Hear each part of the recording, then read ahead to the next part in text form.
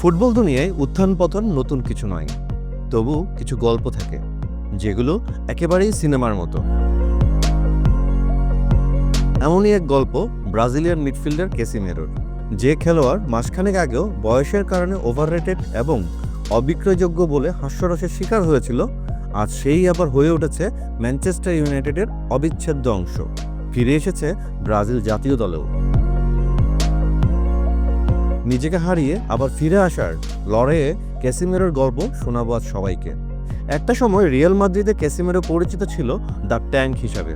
শুধুমাত্র নিজের খেলাই নয়, বরং পুরো দলের খেলা নিয়ন্ত্রণ করার অন্যতম কারিগর ছিলেন তিনি। আর তারই ফলাফল হিসাবে রিয়াল মাদ্রিদের ঘরে ওঠে একের পর এক শিরোপা। কিন্তু এরপরই আসে পরিবর্তন। ক্যাসিমেরো চলে যান ম্যানচেস্টার ইউনাইটেডে। এরিক টেন হ্যাগের অধীনে খেলা প্রথম মৌসুমটা ভালোই কাটে তার, কিন্তু তারপরেই হঠাৎ ছন্দপতন। দ্বিতীয় মৌসুমে ইনজুরি জর্জরিত ম্যানচেস্টার ইউনাইটেডের ডিফেন্স লাইনেও নেমে খেলতে থাকেন ক্যাসিমেরো। কিন্তু ইংলিশ প্রিমিয়ার লিগের স্পিডের সঙ্গে কিছুতেই যেন নিজেকে মেলাতে পারছিলেন না ব্রাজিলিয়ান এই সুপারস্টার। 2024 সালটাকে অবশ্য সেই ছন্দপতনের কারণে ভুলতেই চাইবেন ক্যাসিমেরো। ডিসেম্বরের শেষ থেকে জানুয়ারির শেষ, এই এক মাস ক্যাসিমেরো ছিলেন বেঞ্চেরও বাইরে। ট্রান্সফার উইন্ডো খোলা থাকলেও তাকে বিক্রির কোনো সম্ভাবনাই ছিল না। তবুও ক্যারিংটনের সবাই লক্ষ্য করল তার আচরণ কখনো বদলায়নি। সবসময় হাসি খুশি, উষ্ণ ব্যক্তিত্ব এবং টিমমেটদের ভরসার জায়গা ছিল ক্যাসিমেরো।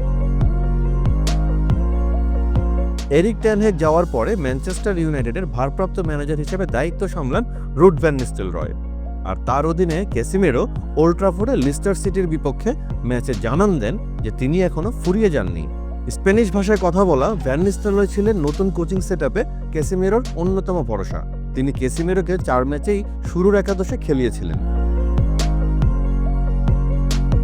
এরপর এলেন রুবেন আমোরিম। শুরুর দিকে ক্যাসিমেরো কোনোভাবেই উগার্তে মাইনুদের সামনে নিজেকে মেলে ধরতে পারছিলেন না আমোরিমের ফরমেশনে। আর তাই ক্যাসিমেরোর জন্য গত মৌসুমে শুরুটা ছিল ভয়াবহ। ব্রাজিল দল থেকেও একটা সময় ছিটকে পড়েন তিনি। পরিস্থিতি এমন হয় যে যেখানে ম্যানচেস্টার ইউনাইটেডের মালিকানায় থাকা স্যার জিম রেডক্লিফ ক্যাসিমেরোকে নিয়ে কিছু মন্তব্যও করে ফেলেন। তিনি ক্যাসিমেরোকে ওভারপ্রাইসড বলেন, একই সঙ্গে তার বেতন ইস্যুতেও কথা বলেন। এই বিষয়ে রুবেন আমোরিমকে সাংবাদিকরা প্রশ্ন করে জানতে চাইলে তরুণ ম্যানেজার জানান, আমার ক্যাসিমেরোর উপর ভরসা আছে। এখন তার নিজেকে প্রমাণ করার বিষয়, আর সেটা তাকে মাঠেই করতে হবে। ক্যাসিমেরো সেটাই করেন। মার্চের মাঝামাঝি রিয়াল সোসিয়েদাদের বিপক্ষে এক ম্যাচে বদলে যায় সবকিছু। ম্যাচের আগে ম্যানুয়েল উগার্তে ইনজুরিতে ছিটকে পড়েন। কোচ রুবেন আমোরিমের হাতে কোনো অপশন ছিল না, ফের ভরসা রাখতে হয় ক্যাসিমেরোর উপর। আর তারপর থেকে ক্যাসিমেরো একাদশে নিয়মিত। এমনকি উগার্তে নিজেই স্বীকার করেন পরে তিনি এখন ক্যাসিমেরোকে ফলো করছেন। রুবেন আমোরিমের অধীনে ম্যানচেস্টার ইউনাইটেড ক্লাবে বদলে গেছে ক্যাসিমেরোর খেলার ধরন। এখন আর তার সবসময় হাই প্রেসিংয়ে ঝাঁপাতে হয় না। 3 সেন্টার ব্যাক সিস্টেমে তিনি হয়ে উঠেছেন এক প্রকার চতুর্থ ডিফেন্ডার। এই ট্যাকটিক্যাল অ্যাডজাস্টমেন্টে সমালোচনাও কমেছে, তবে বেড়েছে ক্যাসিমেরোর প্রভাব। কিন্তু তার আগে দীর্ঘ সময় বাজে ফর্ম বা দলে সুযোগ না পেলেও ক্যাসিমেরো কখনো কোনো অভিযোগ করেননি। সবচেয়ে বড় কথা, ম্যাচে সুযোগ না পেয়ে বেঞ্চে কাটালেও নিজের কাজটা চুপচাপ করে গেছেন ক্যাসিমেরো। অতিরিক্ত জিম সেশন, নিজের ফিটনেসে মনোযোগ এবং খেলার প্রতি অবিচল শ্রদ্ধা, এগুলোই ক্যাসিমেরোর পুনর্জাগরণের চাবিকাঠি। রিয়াল মাদ্রিদে যেমন সকাল 8টায় জিমে থাকতেন, ক্যারিংটনেও ঠিক তেমনই অনুশীলনের আগে পরে নিয়মিত ওয়ার্কআউটও করেন। ফলাফল হিসাবে 2 মাসের মাঝে তিনি পরিণত হয়ে যান দলের অন্যতম ভরসায়। ইউরোপা লিগ ফাইনালে ম্যানচেস্টার ইউনাইটেড শিরোপা না জিতলেও টুর্নামেন্টের নকআউট রাউন্ডে ক্যাসিমেরো ছিলেন সেরা খেলোয়াড়। বিশেষ করে লিওন ম্যাচে, এই ম্যাচে তার অ্যাসিস্টগুলো দর্শকদের মনে থাকবে আজীবন। আর তাই তাকে নিয়ে কোচ রুবেন আমোরিম বলছেন, no matter what is the past, everything can change in one moment. 33 বছর বয়সে অনেকেই ভেবেছিল ক্যাসিমেরোর সেরা সময় পেরিয়ে গেছে। কেউ কেউ বলেছিল সময় শেষ হওয়ার আগেই অবসর নেওয়া প্রয়োজন। কিন্তু ক্যাসিমেরো দেখিয়ে দিয়েছেন, অভিজ্ঞতা, শৃঙ্খলা আর মানসিক শক্তি দিয়ে সব বদলে দেওয়া যায়।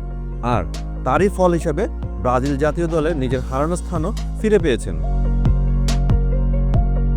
ম্যানচেস্টার ইউনাইটেড এই মৌসুমেও ক্যাসিমেরোকে রেখেই নিজেদের পরিকল্পনা সাজাচ্ছে। মালিক হিসেবে বলা কিছু কথার কারণে স্যার জিম রেডক্লিফও হয়তোবা কিছুটা অনুতপ্ত হতেই পারে এখন। কারণ যাকে ওভারপেড বলেছেন সে ক্যাসিমেরো ম্যাজিকে কিন্তু ম্যানচেস্টার ইউনাইটেডের ইউরোপা লিগের ফাইনালে পৌঁছানো হয়। আর তাই বলা যায় ক্যাসিমেরোর লড়াই, ধৈর্য আর নীরব পরিশ্রম ফুটবলের ইতিহাসে এক অনুপ্রেরণার অধ্যায় হয়ে থাকবে। এটাই ছিল ক্যাসিমেরোর গল্প, অবহেলা থেকে অবিচ্ছেদ্য হয়ে ওঠার এক অনন্য যাত্রা। আপনার কি মনে হয় ক্যাসিমেরোকে আবারও প্রমাণ করবেন যে বয়স শুধু সংখ্যা মাত্র? জানাতে পারেন কমেন্টে, আর সাবস্ক্রাইব করে সংযুক্ত থাকতে পারেন বাংলা ফ্লো পরিবারের সঙ্গেও। একই সঙ্গে বাংলা ফ্লো ফেসবুক, ইনস্টাগ্রাম এবং টিকটকেও সংযুক্ত থাকতে পারেন।